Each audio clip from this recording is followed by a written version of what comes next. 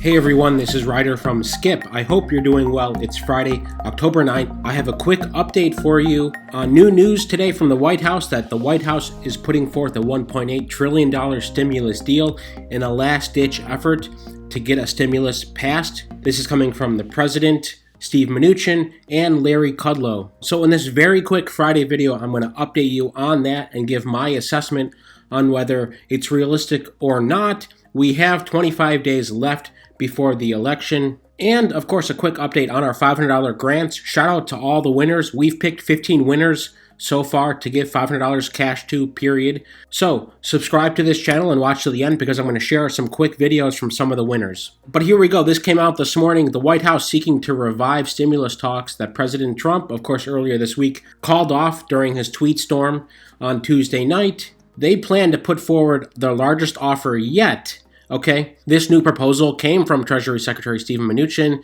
to present to congressional Democrats, would increase the White House plan for a stimulus to $1.8 trillion. Mnuchin backs that, Kudlow backs that, and clearly this is an attempt by President Trump to try to get something through to help with his re-election chances. The bottom line is no president has ever been re-elected when the economy is in such terrible shape, and it is the worst it's been in decades, certainly. Millions of you are still struggling to pay rent, let alone find work, or even stay on unemployment. So this is good news, but frankly nothing new. It's a completely political move. Larry Kudlow says it perfectly. The president would like to do a deal. Of course he would. But, where was this talk several months ago? Now, the New York Times piece does a great job, so I'm focusing on this article here. So here's their assessment, and I agree with it. The prospects of a compromise remain remote. However, given the opposition many Republicans have to another large infusion of federal virus aid. Okay, many Republicans do not want to be associated with such a large package, especially if they want to distance themselves from Trump. If Trump loses, these Republican lawmakers are still going to be up for re-election, and they're going to have to answer to their constituents. Of course, at the same time, I think by and large across this country, constituents, no matter what district you're in, red or blue, want help. So I don't understand that thinking. But many Republicans have taken this stance for a long time. And it's not good when Senator Mitch McConnell, the majority leader, cast doubt on the chances of a deal. Here's what Mitch McConnell said.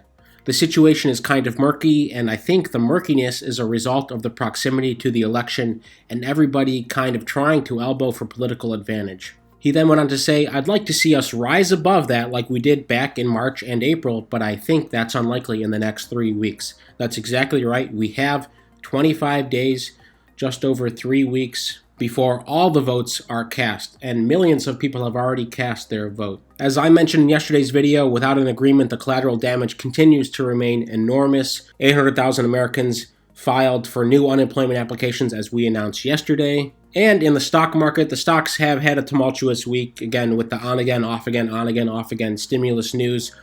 Of course, this is nothing new to us. We've been seeing the on-again, off-again talk for several months. And I hate just repeating the words to you and giving people false hope, but I'm optimistic. Again, if we get through this rough patch post-election, maybe we're looking at something more positive. Of course, breaking news that just came out as part of the New York Times tax investigation into Trump found that President Trump had received around $21 million in a very unusual payment from the Las Vegas hotel he co-owns with Phil Ruffin.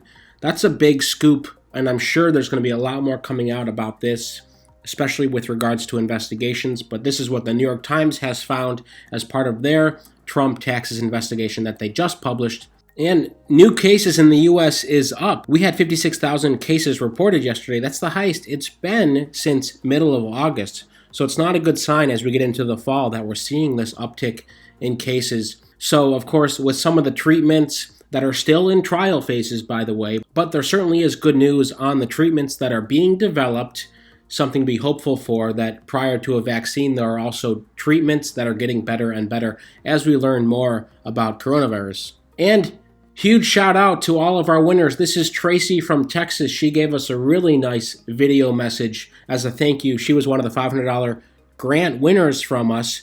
This is on our Instagram. Our Instagram is hello.skip. You can find us there. We're going to continue to publish winners and some of their video thanks in the coming days and weeks as we announce more winners. Again, the next drawing is next Wednesday. We've picked 15 winners to date.